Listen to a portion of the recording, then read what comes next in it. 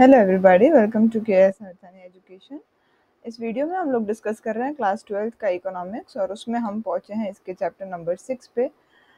First part इस particular chapter का बन गया है अनएम्प्लॉयमेंट का। उसमें हमने डिस्कस करा था मीनिंग और उसके सारे टाइप्स। मैं लिंक डिस्क्रिप्शन में भी डाल दूंगी, ऊपर आई बटन में भी। अगर आप समझना चाहते हैं डिटेल में, आप प्लीज़ वहाँ जा कर के एक बार वीडियो देख लीजिएगा। इस वीडियो में हम देखने वाले हैं अनएम्प्लॉयमेंट के कॉजेज़ को, यानी बेरोज़गारी होती क्यों है। पहले हमने क्या समझा था कि बेरोज़गारी क्या है। तो बेरोज़गारी ये है, अनएम्प्लॉयमेंट ये है कि एक इंसान है जो काम करने के लिए रेडी है, उसके पास क्वालिफिकेशंस भी है, वो पर्टिकुलर वेज रेट पे भी काम करने को रेडी है, बट स्टिल उसको कोई जॉब मिल नहीं रही है। उस पर्टिकुलर सिचुएशन को हम बोलेंगे अनएम्प्लॉयमेंट। हमने ओपन अनएम्प्लॉयमेंट, अंडर एम्प्लॉयमेंट सबको डिस्कस कर लिया लास्ट वाले वीडियो में। अब हम जा रहे हैं सीधे कॉजेस ऑफ अनएम्प्लॉयमेंट पे, यानी अनएम्प्लॉयमेंट होता क्यों है, क्या रीजंस हैं, किन कारणों के वजह से आपका अनएम्प्लॉयमेंट आता है। शुरुआत करें। इंडिया में अनएम्प्लॉयमेंट के बारे में जो इन्फॉर्मेशन है वो प्लानिंग कमीशन और CSO यानी central statistical organisation plus NSSO यानी कि नेशनल सैम्पल सर्वे ऑर्गेनाइजेशन, ये सब जो हैं जर्नल्स पब्लिश करते हैं। साथ साथ में एम्प्लॉयमेंट एक्सचेंज भी आपको इसके बारे में इंफॉर्मेशन प्रोवाइड करता है। भगवती कमेटी एक एस्टैब्लिश की गई थी, एक एस्टैब्लिशमेंट हुआ था एक कमेटी का जिसका नाम था भगवती कमेटी। इनको इसीलिए लगाया गया था कि ये अनएम्प्लॉयमेंट की प्रॉब्लम को स्टडी करें, उसके बेस को समझें और क्लियरली ये बताएं कि ये प्रॉब्लम कितनी बड़ी है। मैग्नीट्यूड मतलब ये प्रॉब्लम कितनी ज़्यादा गहरी है, कितनी बड़ी है, प्लस इस प्रॉब्लम के कॉजेज़ क्या हैं, ये प्रॉब्लम है क्यों। इकोनॉमिक डेवलपमेंट के रेट को इम्प्रूव करना है अगर किसी कंट्री में, यानी कोई भी कंट्री है उसको अपने आप को डेवलप करना है इकोनॉमिकली, और अनएम्प्लॉयमेंट की प्रॉब्लम को भी सॉल्व करना है, तो इसके लिए 1951 में प्लान्ड स्टेप्स लिए गए थे। मतलब ऐसे कुछ उन्होंने स्टेप्स लिए थे जिनके ज़रिए ये दोनों को एक साथ अचीव किया जा सके। अब इन दोनों में से इकोनॉमिक डेवलपमेंट को तो हमने अचीव कर लिया, लेकिन जो अनएम्प्लॉयमेंट की प्रॉब्लम थी वो अभी भी अनअचीवेबल रही है, यानी अनएम्प्लॉयमेंट हम लोग अभी तक इरेज नहीं कर पाए हैं और ये प्रॉब्लम उल्टा ज़्यादा सीवियर हो गई है, यानी और ज़्यादा ये बढ़ने लगी है। प्लानिंग के एंड में जो एम्प्लॉयमेंट का लेवल था वो इस इंफॉर्मेशन से आप देख सकते हो। जब फर्स्ट 5 ईयर प्लान आया था, फर्स्ट 5 ईयर प्लान आया था आपका 1951 में। फर्स्ट 5 ईयर प्लान जब आया था उस टाइम पे 53 लाख लोग ऐसे थे जो अनएम्प्लॉयड थे। ये जो है फिफ्थ 5 ईयर प्लान, यानी कि 25 साल के बाद 304 लाख हो गए आपके लोग जो अनएम्प्लॉयड रहे, और नाइन्थ 5 ईयर प्लान के बाद 348.5 लाख जो हैं लोग अनएम्प्लॉयड पाए गए थे, यानी कि नंबर्स बढ़ते गए इंस्टेड ऑफ डिक्रीजिंग। इस इंफॉर्मेशन से हम ये देख सकते हैं कि इंडिया में एक्सटेंसिव अनएम्प्लॉयमेंट है, बहुत गहरी है ये बेरोज़गारी और दिन ब दिन बढ़ती जा रही है, इसीलिए ये एक सीरियस प्रॉब्लम भी है। हाई अनएम्प्लॉयमेंट के रीजंस हैं, लेबर सप्लाई हमारा दिन ब दिन बढ़ते चला जा रहा है। लेबर सप्लाई का बढ़ना मतलब है लोग बढ़ते जा रहे हैं जो काम करने को रेडी हैं, और वो लोग कैसे बढ़ रहे हैं, क्योंकि पॉपुलेशन बढ़ रहा है। एम्प्लॉयमेंट की अपॉर्चुनिटीज़ बढ़ तो रही हैं पर बहुत धीरे धीरे स्लोली राइज हो रही हैं। सेविंग्स कम है, इन्वेस्टमेंट्स कम है, इसीलिए लोग अपने बिजनेसेस ओपन नहीं कर पाते, दूसरों पे निर्भर रहते हैं जॉब के लिए, और एजुकेशन सिस्टम की भी लिमिटेशंस कुछ हैं। इन सभी रीजंस को बड़े डिटेल में अब हम एग्जामिन करेंगे, एक्सप्लेन भी होगा यहाँ पर। High rate of population growth सबसे पहला है। पॉपुलेशन हमारे यहाँ पर सबसे ज़्यादा है पूरे वर्ल्ड में करंटली अगर हम देखें तो। इंडिया में size of population, high rate of population growth, ये सब नोटिस हो रहा है क्योंकि ग्रोथ रेट हमारा हाई है, इसीलिए पॉपुलेशन बढ़ते चला जा रहा है और बहुत तेज़ी से बढ़ते चला जा रहा है। इसके साथ साथ लेबर सप्लाई भी आपका बढ़ रहा है धीरे धीरे। लेबर सप्लाई मतलब वो लोग जो काम करने को रेडी हैं, और न्यू लेबरर्स आपके आए जा रहे हैं, कंटिन्यूसली बढ़ते चले जा रहे हैं, और ये किसको ढूंढ रहे हैं, एम्प्लॉयमेंट को ढूंढ रहे हैं।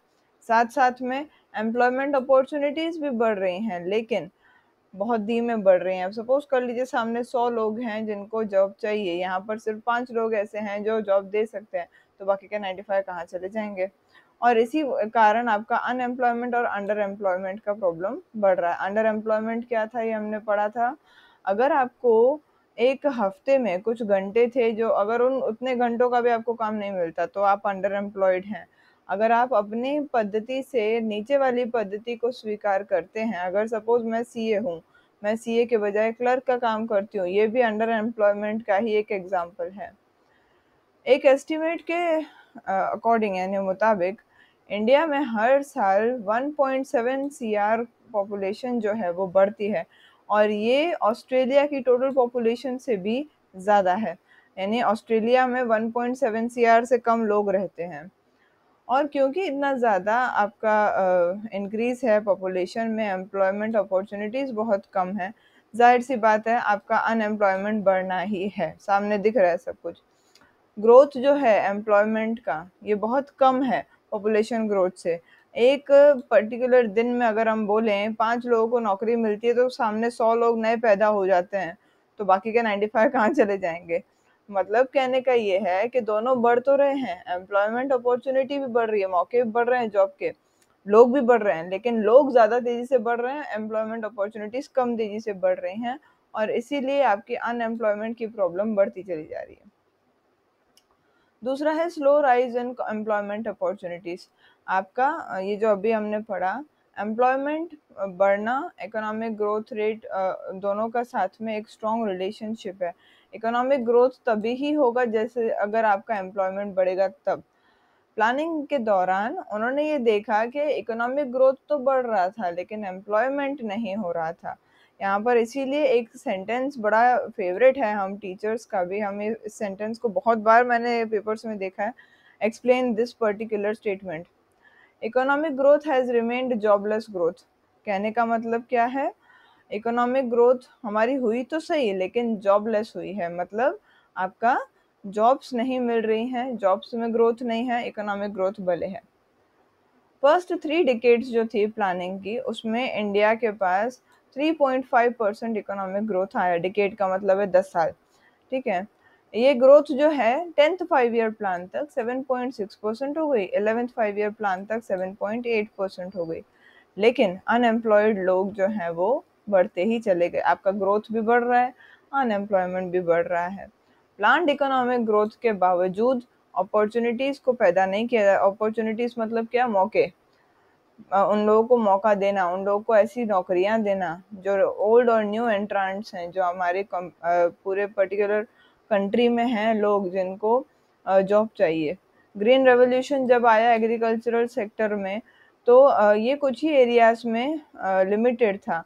क्यों ऐसा, ये सिर्फ उन एरियाज में था जहाँ पर नदियाँ थी। अगर आपने ये नोटिस किया हो, पंजाब हो चाहे तमिलनाडु हो, जहाँ पर रिवर्स थी वहीं पर ग्रीन रेवोल्यूशन का सबसे ज़्यादा असर था। और ग्रीन रेवोल्यूशन को छोड़ करके बाकी सब मतलब एग्रीकल्चर को छोड़ करके बाकी सब में स्लो ग्रोथ देखा गया था। तीन तीन सेक्टर्स हैं, फर्स्ट है एग्रीकल्चर, फिर है इंडस्ट्री और थर्ड है सर्विस। तो एग्रीकल्चर में तो ग्रोथ अच्छा खासा आ गया क्योंकि ग्रीन रेवोल्यूशन आ गया। इंडस्ट्री और सर्विस में इतना ज़्यादा ग्रोथ नहीं देखा गया। एम्प्लॉयमेंट लेबर सप्लाई के हिसाब से नहीं क्रिएट किया जा सका। अब जाहिर सी बात है, जो इंसान सर्विस में है वो इंडस्ट्री में काम नहीं कर सकता, वो एग्रीकल्चर में भी काम नहीं कर सकता। तो ऐसे लोगों के लिए वैसी एम्प्लॉयमेंट क्रिएट नहीं की जा पा रही थी, और इस कारण अनएम्प्लॉयमेंट बढ़ रहा था। Low rate of savings and investments, अच्छा इसका यहाँ पर क्या रिलेशन है अगर हम जाने। सीधी सी बात है, देखो कोई इंसान जब सेविंग्स और इन्वेस्टमेंट्स करेगा तो बिजनेसेस की ग्रोथ होगी, बिजनेस ज़्यादा खुलेंगे, ज़्यादा सोल प्रोप्राइटरशिप होंगे, पार्टनरशिप्स होंगे या कुछ भी एक्स वाई जेड। पर जब वो बिजनेसेस होंगे तो ये जो पॉपुलेशन जो आपकी जॉब पे डिपेंडेंट रहती है वो उधर से हट करके बिजनेस पे आने लगेगी। अब पढ़ते हैं इसको। इंडियन प्लानिंग के हिसाब से आपकी नेशनल इनकम तो बढ़ गई, लेकिन साथ साथ में पॉपुलेशन ग्रोथ भी हो गया। इस कारण आपका पीसीआई जो है वो बढ़ तो रहा है लेकिन बहुत धीमा बढ़ रहा है।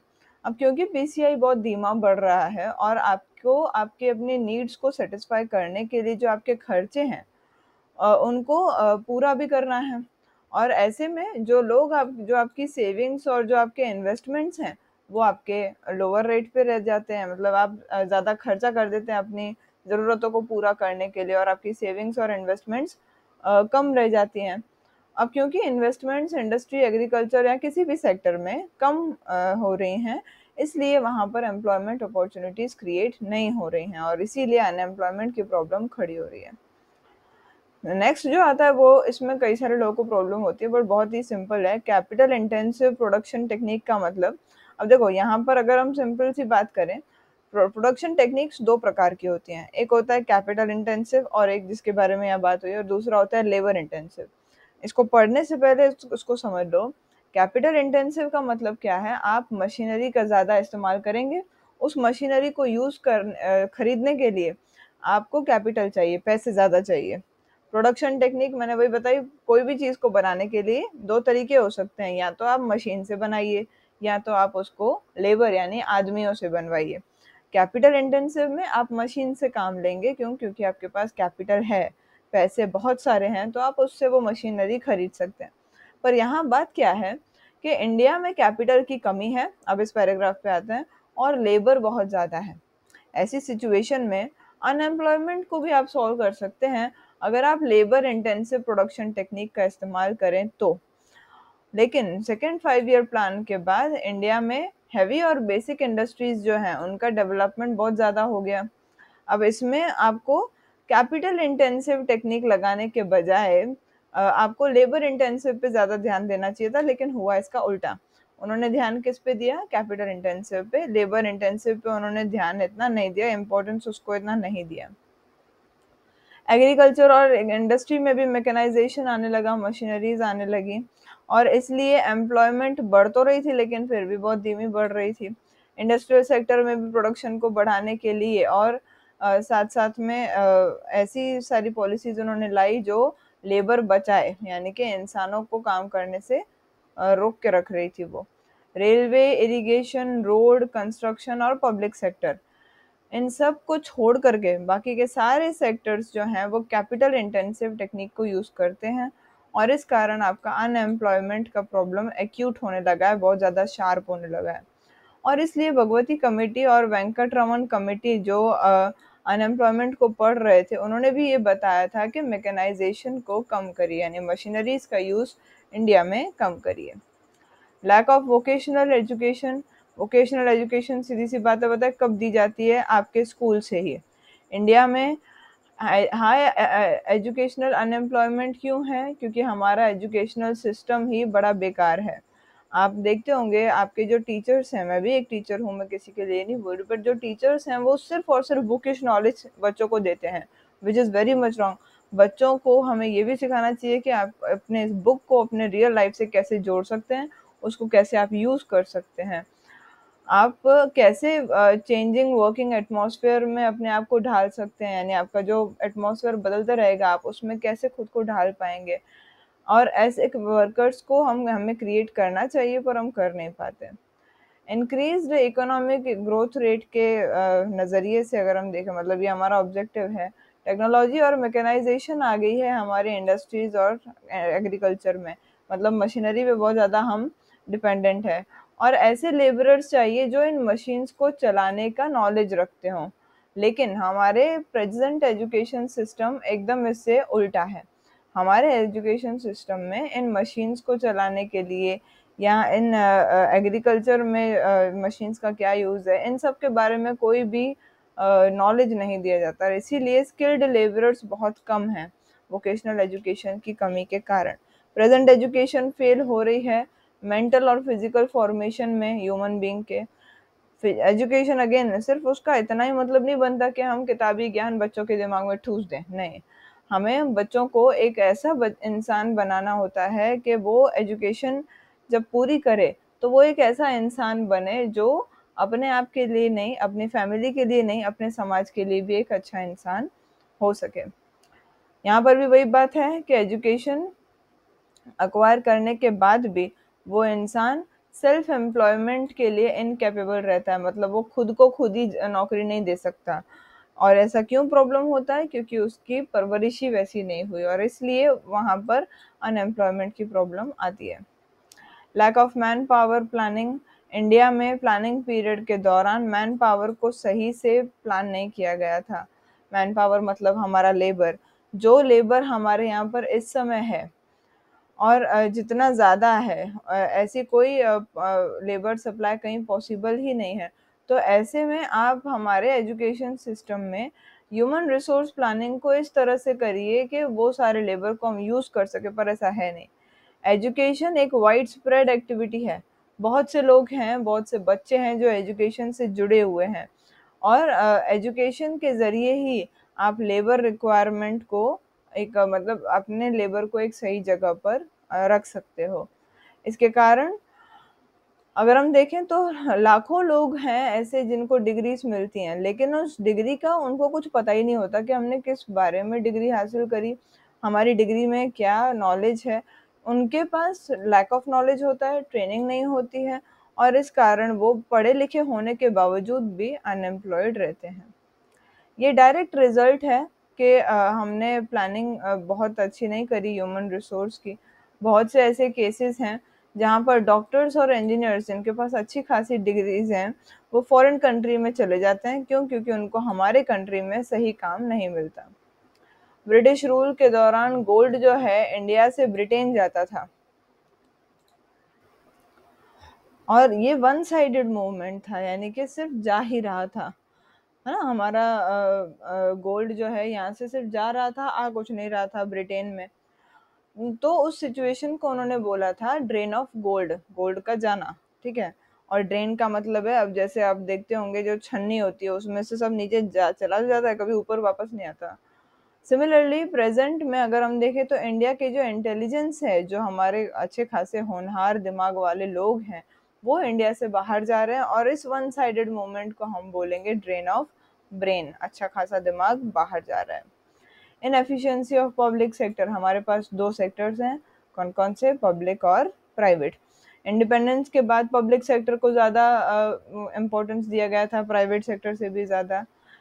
हमारे पब्लिक सेक्टर्स में और उनके इन्वेस्टमेंट्स में अच्छा खासा बढ़ावा भी हो रहा था, इंक्रीज भी हो रहा था। लेकिन जो पब्लिक सेक्टर से जो उनको एम्प्लॉयमेंट की उम्मीद थी, वो ऐसा हुआ नहीं। क्यों? क्योंकि उसकी लो प्रोडक्टिविटी थी। आपका पब्लिक सेक्टर फेल क्यों हुआ? क्योंकि वो अपने लक्ष्य को पूरा नहीं कर पा रहा था। एम्प्लॉयमेंट ओरिएंटेड जो प्राइवेट सेक्टर से उनको कंट्रोल किया जाता था पहले पब्लिक सेक्टर के लिए, लेकिन फिर जैसे जैसे प्राइवेट सेक्टर की डेवलपमेंट आने लगी, पहले तो उसकी डेवलपमेंट को निगलेक्ट किया जाता था, यानी ध्यान नहीं दिया जाता था, और तब आपका एम्प्लॉयमेंट जनरेशन कम होता था। धीरे धीरे जैसे जैसे प्राइवेट सेक्टर बढ़ने लगा, एम्प्लॉयमेंट जनरेशन भी बढ़ने लगा। नेग्लिजेंस टुवर्ड्स एग्रीकल्चर सेक्टर, हम लोग एग्रीकल्चर सेक्टर को बहुत ही छोटा मानते हैं, उसको हम अवॉइड करते हैं। हमें पता होना चाहिए इंडिया हमारा एग्रीकल्चरल कंट्री है। मोस्टली हमारे लोग जो हैं विलेज में रहते हैं। ये लोग सबसे ज़्यादा किस पे डिपेंडेंट हैं? एग्रीकल्चर पे।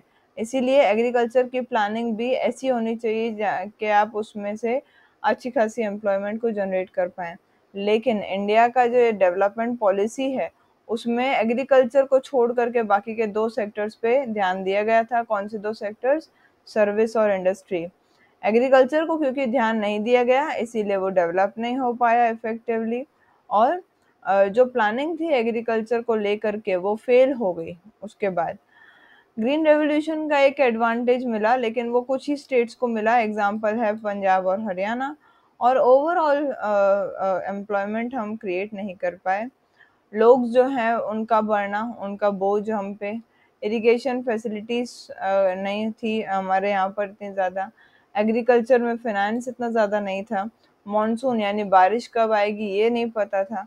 और कुछ ऐसी अनसर्टेनिटीज़ थी, अनसर्टेनिटीज़ मतलब कि कब क्या होगा पता नहीं, और इसीलिए आपका एग्रीकल्चर का इतना खासा अच्छा डेवलपमेंट नहीं हुआ। रूरल एरिया में non agricultural sectors properly developed नहीं है, मतलब नॉन एग्रीकल्चरल मतलब एग्रीकल्चर को छोड़ करके। इसलिए जो लोग रूरल लेबरर्स यानी जो गांव में लोग हैं जो एग्रीकल्चर पे डिपेंडेंट हैं, वो ज़्यादातर ही सीजनल और डिसगाइज अनएम्प्लॉयमेंट के शिकार बनते हैं। सीजनल मतलब तब सिर्फ अनएम्प्लॉयड रहना जब आपका कोई काम नहीं है। काम कब होता है? सोइंग और हार्वेस्टिंग के दौरान। डिसगाइज्ड अनएम्प्लॉयमेंट का मतलब क्या होता है? काम कर रहे हैं 10 लोग, लेकिन अगर इनकी जगह पर 5 लोग भी काम कर रहे होते तो कोई फर्क नहीं पड़ता। तो एक्स्ट्रा जो 5 लोग काम कर रहे हैं वो डिसगाइजली अनएम्प्लॉयड हैं। डन। नेक्स्ट जो रीज़न है वो है लो मोबिलिटी ऑफ वर्कर्स। मोबिलिटी का मीनिंग होता है मूवमेंट करना। बहुत से सिचुएशंस हैं जहाँ पर लेबरर्स जो हैं मोबिलाइज करने को रेडी नहीं होते, एक जगह से दूसरी जगह जाने को रेडी नहीं होते। इंडिया में ये भी एक बहुत बड़ा रीज़न है और इसके कई सारे रीज़न्स हैं, जैसे कि सोशल रीज़न्स, समाज का कारण, फैमिली कईयों को नहीं जाने देती, लैंग्वेज एक बहुत बड़ा इशू बन जाती है। मान लीजिए आप नॉर्थ के हैं और आपको साउथ में जॉब मिल रही है, कहीं और कहीं पर भी जॉब मिल रही है। Religion, casteism, culture, lack of information, उसके बारे में बरोबर जानकारी ना होना, या ट्रांसपोर्टेशन फैसिलिटीज़ का प्रॉपर्ली ना मिलना, हाउसिंग की प्रॉब्लम, यानी वहाँ जाएंगे तो रहेंगे कहाँ पर। ये कुछ ऐसे रीजंस हैं जो मोबिलाइजेशन को रोकते हैं। रिस्ट्रेन करना मतलब उसको रोकना, मोबिलाइजेशन मतलब to move from one place to another, और इसी से आपकी अनएम्प्लॉयमेंट की प्रॉब्लम बढ़ जाती है। जिन लोगों के पास हायर एजुकेशन है वो रूरल एरियाज़ में जाने में या बैकवर्ड एरियाज़ में जाने में इंटरेस्टेड नहीं है, भले ही वहाँ उनको एम्प्लॉयमेंट मिले। ये वो लोग हैं जो ये मानते हैं कि हमें सिर्फ अर्बन एरिया में ही जॉब जॉब चाहिए। अर्बन एरिया मतलब सिटीज़ और रूरल एरियाज़ मतलब आपके विलेजेस। अगर उनको वहाँ पर अर्बन एरिया में जॉब नहीं मिलेगा तो वो अनएम्प्लॉयड रहना पसंद करेंगे, लेकिन रूरल एरिया में जाके काम करना पसंद नहीं करेंगे।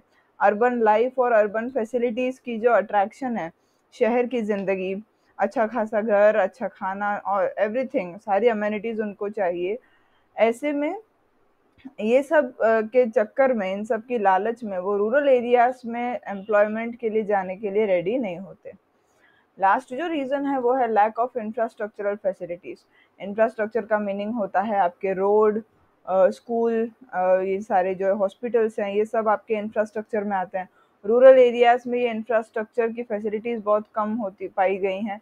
अनएम्प्लॉयमेंट इसके कारण एक बहुत बड़ा यहाँ पर भी एक प्रॉब्लम बन गया है। रूरल एरिया में ट्रांसपोर्टेशन फैसिलिटीज़ की कमी है, रोड्स की कमी है, एजुकेशन की कमी है, हेल्थ और इलेक्ट्रिसिटी फैसिलिटीज़ की कमी है। ये सारे रीज़न्स हैं कि यहाँ पर एम्प्लॉयमेंट नहीं जनरेट होता। इसके साथ साथ अगर हम बात करें रूरल एरियाज़ में इंडस्ट्रीज़ के लिए, लेबरर्स तो हैं वहाँ पर, लेबरर्स काम करते हैं इंडस्ट्रीज़ में, लेकिन लो वेजेस पे, और रॉ मटेरियल्स वहाँ इजीली मिल जाएंगे। एग्रो बेस्ड इंडस्ट्रीज़ को, एग्रो बेस्ड यानी जो एग्रीकल्चर पे बेस्ड इंडस्ट्रीज़ हैं उनको इजीली रॉ मटेरियल मिल जाता है। लेकिन वहाँ पर क्योंकि इलेक्ट्रिसिटी नहीं मिलती, कंटिन्यू इलेक्ट्रिसिटी नहीं मिलेगी, या जितनी चाहिए उतनी इलेक्ट्रिसिटी नहीं मिलेगी, इसीलिए वहाँ पर इंडस्ट्रियलिस्ट अपनी इंडस्ट्रीज़ को इस्टेब्लिश नहीं करते, और इसलिए रूरल एरियाज़ में नया एम्प्लॉयमेंट को हम क्रिएट नहीं कर सकते और रूरल एरियाज़ में अनएम्प्लॉयमेंट बढ़ता जाता है। इन सारे रीजंस के अलावा नेशनल एम्प्लॉयमेंट पॉलिसी के की कमी एक है हमारे यहाँ पर। कंड्यूसिव एनवायरनमेंट होना चाहिए इंडस्ट्रीज़ और ट्रेड को बढ़ावा देने के लिए। कंड्यूसिव का मीनिंग है एक ऐसा एनवायरनमेंट कि आपका इंडस्ट्रीज़ और ट्रेड फ्लरिश कर सके, बढ़ सके। नेचुरल जो हमारे रिसोर्सेज हैं उनको यूटिलाइज बहुत कम किया जाता है। एक जगह जिस चीज़ को जहाँ जितना यूज़ किया जाना चाहिए उतना हम यूज़ नहीं करते। ये सब चीज़ें आपकी रिस्पॉन्सिबल हैं अनएम्प्लॉयमेंट के लिए। नेक्स्ट वीडियो में हम लोग डिस्कस करेंगे इसको, मेजर्स टू रिड्यूस अनएम्प्लॉयमेंट को। Thank you so much for patient hearing. Have a good day.